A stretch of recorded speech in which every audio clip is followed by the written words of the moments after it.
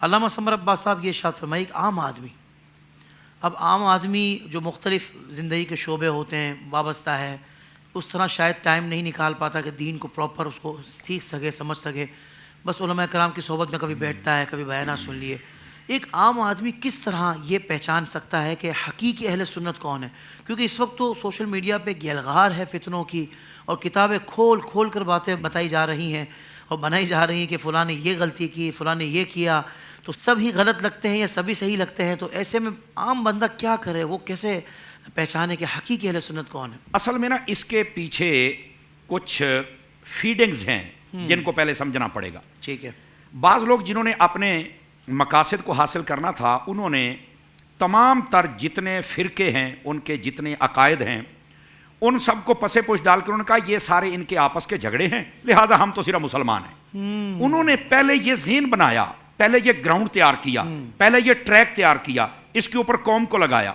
اب انہوں نے کہا جی ہمیں تو بھائی کوئی پتہ نہیں ہے۔ اچھا، اس میں ہمارے جیسے حضرت شاہ صاحب نے فرمایا نا کہ ہمارے جو نوجوان ہیں جو اسکول کالج یونیورسٹی میں جاتے ہیں، وہ بھی تھوڑا جب اوپن مائنڈیڈ ہوتے ہیں تو وہ بھی کہتے ہیں یار کیا ہے یہ سارے اختلافات، آپ چھوڑو ہم مسلمان ہیں۔ تو اس کے جو اصل بنیاد ہے نا، پہلے تو اس کو پاچ پاچ کرنا ہوگا، اور وہ اس انداز میں ہے کہ اگر آپ مطالعہ کریں قرآن کا، احادیث کا، تفاسیر کا اور محدثین کا، آپ مطالعہ کر کے دیکھ لیں، آخر یہ لفظ اہل سنت کہیں سے تو آیا ہے نا، اور پھر یہ اتنا مقبول کیوں ہو گیا کہ اہل سنت جو حقیقی ہیں وہ تو ہے ہی ہے، جو نہیں ہے اب وہ بھی کہہ رہے ہیں کہ میں بھی اہل سنت ہوں۔ یعنی جو کل تک کہتا تھا کہ میں کسی فرقے کو نہیں مانتا، میں کسی بابے کو نہیں مانتا، وہ بھی آج کہتا حقیقی اہل سنت میں ہوں۔ آپ کا کیا تعلق ہے؟ اس کا مطلب ہے حقیقی اہل سنت مسلمان ہونے کے بعد کسی چیز کو تو تم نے بھی تسلیم کر لیا نا، کیا ضرورت پیش آئی آپ کو اس لفظ کے پیچھے بھاگنے کی؟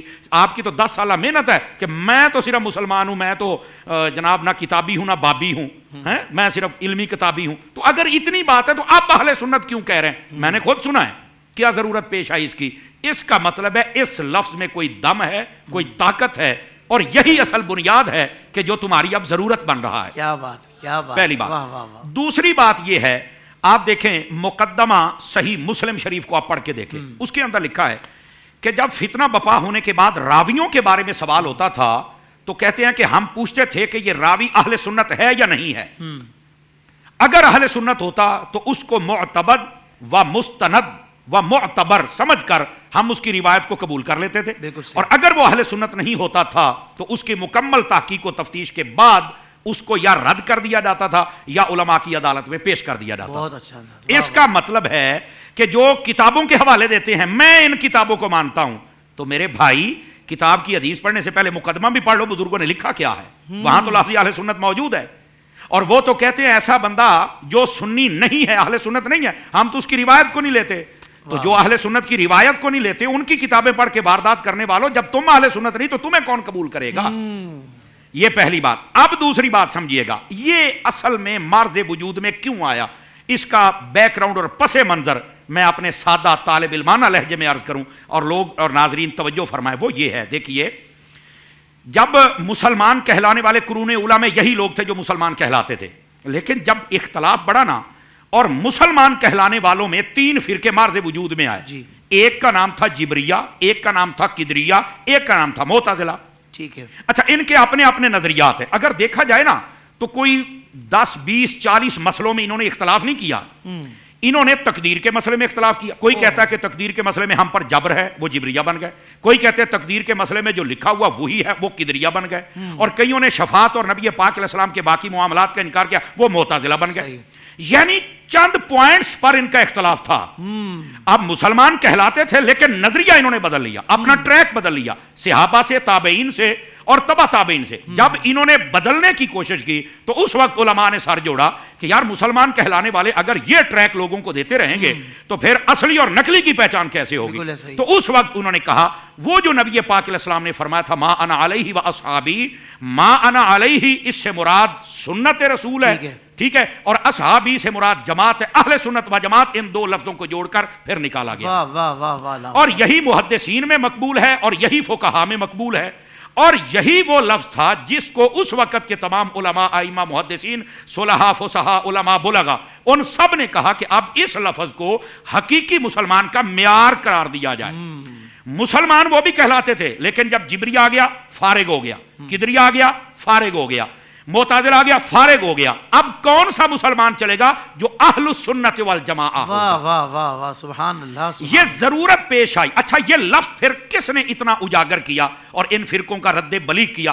وہ دو امام تھے، ایک امام ابو الحسن اشعری تھے رحمت اللہ علیہ، اور دوسرے امام ابو منصور ماتریدی تھے رحمت اللہ تعالی علیہ۔ ان دونوں نے ان کا رد بلیغ کیا اور ان کے رد کو اتنا عام کیا کہ سمجھو کہ بچے بچے تک بات پہنچائی، اور اہل سنت اور قرآن و حدیث کا جو اصلی مغز اور روح اور عقیدہ حق کا تھا اس کو لوگوں تک واضح کر کے بتایا کہ یہ وہ باطل فرقے ہیں جو مسلمان کہلاتے ہیں، لیکن ان مسائل کی وجہ سے یہ مسلمانیت تو نہیں، اہل سنت کے دائرے سے فارغ ہو گئے۔ اچھا، کچھ حدیں ہوتی ہیں وہ چھو جائیں تو مسلمانیت سے بھی فارغ ہو جاتے ہیں، وہ میرا موضوع نہیں ہے، میں صرف اشارہ دے رہا ہوں۔ اچھا، جب انہوں نے کہا کہ پھر اس کے مقابل لفظ کیا ہے، تو انہوں نے اہل السنت والجماعہ کا لفظ دیا، اور اسی پر علماء، ائمہ، محدثین، فقہاء، سارے اصولیین اسی پر متفق ہو گئے۔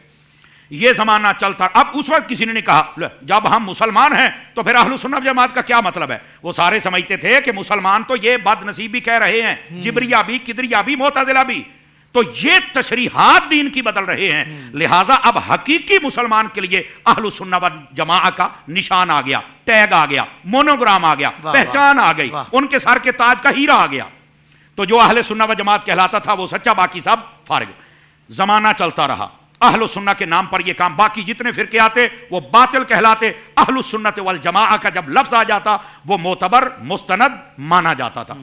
جب دور آیا امام احمد رضا کا، اس دور کے اندر اہل السنت کہلانے والوں نے پھر ڈنڈی مارنے کی کوشش کی۔ انہوں نے آقا کریم علیہ السلام کے علم غیب، شان اختیارات، شان حاضر و ناظر اور جملہ باقی چیزوں میں، جس میں شفاعت بھی ہے اور جس میں اختیارات اولیاء بھی ہے، اور بعد کے اندر اور مسائل میں اختلاف جب شروع کیا تو پھر ان کا رد بلیغ کیا اعلیٰ حضرت امام احمد رضا خان علیہ رحمت الرحمن۔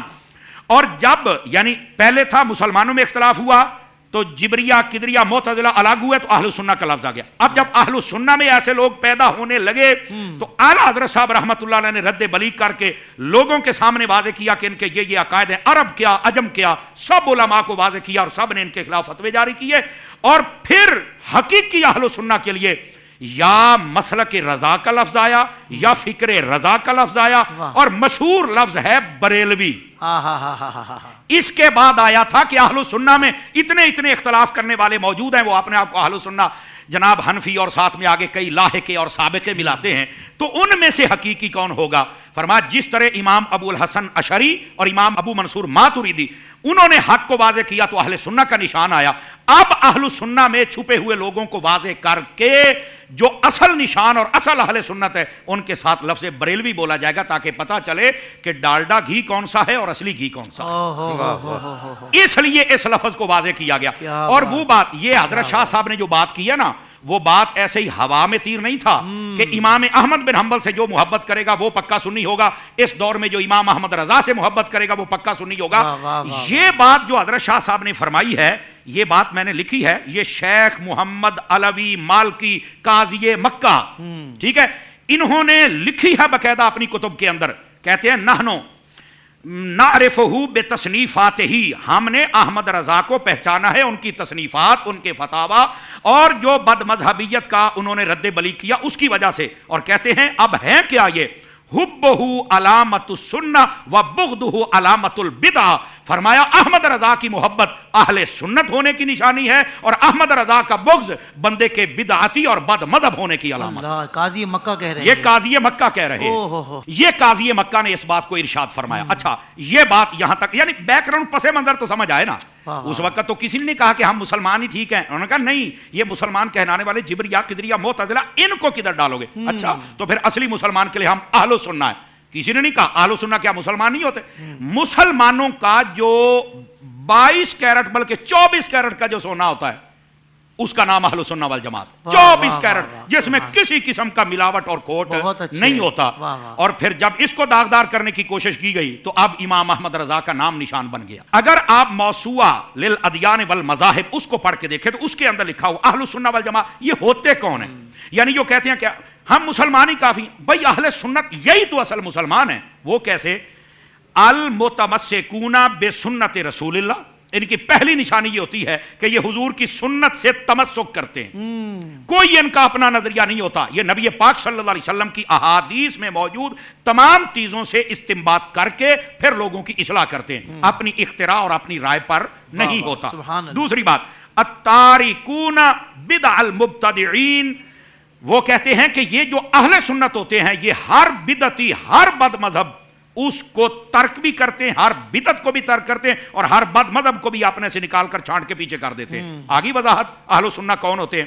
تیسری بات فرمایا الثابتون مع الجماعہ، یہ ہمیشہ جماعت کے ساتھ وابستہ رہتے ہیں. اور اس جماعت سے مراد دو چیزیں ہیں، ایک وہ جماعت جو جماعت صحابہ کرام ہے، اور دوسری جو ان کی تقلید میں جس کو سواد اعظم کہا جاتا ہے.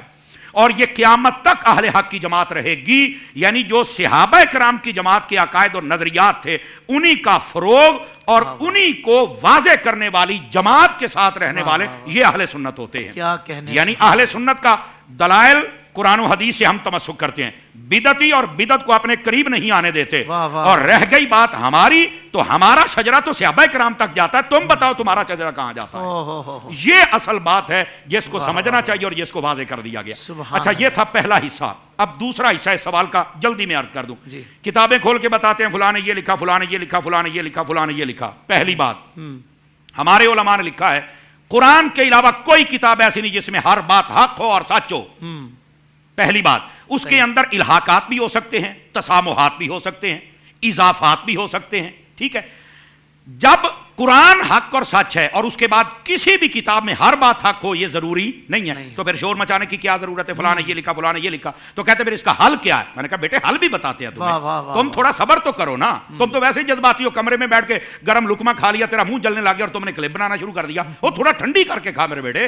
اور وہ یہ ہے، اس کا جواب سنی. اس کا جواب یہ ہے، بے شک بخاری ہو، مسلم ہو، ترمذی ہو، نسائی ہو، اینی ون کوئی کتاب ہو، اس کے اندر جو چیز آتی ہے باقاعدہ اس کی تفتیش ہوتی ہے. تفتیش کے بعد اس کو قرآن پر پیش کیا جاتا ہے اور جو احادیث صحیح ان پر پیش کیا جاتا ہے. اگر مطابقت ہو تو قبول ہے، ورنہ حکم ہوتا ہے کہ یہ ضعیف ہے یا موضوع ہے. اس کا حکم بیان ہو گیا تو پھر یہ کہنا کہ اس کتاب میں یہ ہے، اس میں یہ ہے، بھائی حکم ہم نے بیان کر دیا، کتاب میں رہے یہ تو اچھا ہے تاکہ آنے والوں کے لیے آسانی رہے کہ جب قرون اولا کی کتابوں میں لوگوں نے اتنا کوئی داخل کر دیا ہے تو آج کل کے بزرگوں کی کتابوں میں کیوں نہیں داخل ہو سکتا ہے. جیسے ہم ان چیزوں کو نہیں مانتے اور کہہ دیتے ہیں یہ موضوع ہے یا پھر ضعیف ہے، اسی طرح ہم ان کتابوں کے بارے میں بھی کہتے ہیں کہ یا یہ الحاقات ہیں، موضوع ہیں، یا پھر یہ ضعیف ہے، اس بات کی کوئی اصل نہیں ہے. اگر قرون اولا کی کتاب میں کوئی بات تعویل والی ہو تو ہم تعویل کر دیتے ہیں، بزرگان دین کی کتاب میں کوئی تعویل والی بات ہو تو ہم تعویل کر دیتے ہیں. اگر نہ ہو تو جیسے ان کتابوں میں کوئی نہ کوئی باتیں ایسی ہیں اور آج تک موجود ہیں اور نہیں نکالی اور تم شور نہیں مچاتے، نکالو امام مسلم کی کتاب سے یہ، نکالو بخاری سے یہ، نکالو مسلم سے یہ، تو پھر اگر وہاں موجود ہیں تم کہتے ہو حکم بتا دیا اتنا ہی کافی ہے، تو ہم بھی حکم بتا رہے ہیں جتنی کتابوں میں جو کچھ ہے وہ اگر قرآن و حدیث سے میچ کر جائے سبحان اللہ نہیں کرتا تو آپ شور کیوں مچاتے ہیں؟ نہ وہ بزرگوں کی تعلیم تھی اور نہ ہی اس کو کبھی ہم نے لوگوں کے سامنے پیش کیا ہے اور نہ ہی اس کو تعلیمات کا حصہ بنایا ہے. اور ہم جب پیش ہی نہیں کرتے تو آپ کون ہیں جو کتابیں کھول کھول کے قوم کو بدزن کرنے کی کوشش کریں؟ آپ کے اندر یہ اخلاقی جرت ہی نہیں ہے کہ آپ یہ بتا سکیں کہ قرون اولا کی کتابوں میں اگر کچھ چھیڑ چھاڑ ہوئی ہے تو ان کتابوں میں تو بہت زیادہ ہو سکتی ہے. جیسے ان باتوں کو دلیل نہیں بنایا جا سکتا اور ان شخصیات پر اعتراض نہیں کیا جا سکتا، اسی طرح ان چیزوں پر بھی اعتراض کر کے ان شخصیات پر اعتراض نہیں کیا جا سکتا. واہ واہ واہ واہ واہ کمال. زندگی کے تمام شعبوں میں دینی رہنمائی حاصل کرنے اور آخرت کو بہتر کرنے کے لیے ہمارے YouTube channel Islamic digital studio کو سبسکرائب کر لیں اور بیل آئیکن بھی پریس کر لیں. قرآن سے بھی ملاتا ہے ہمارا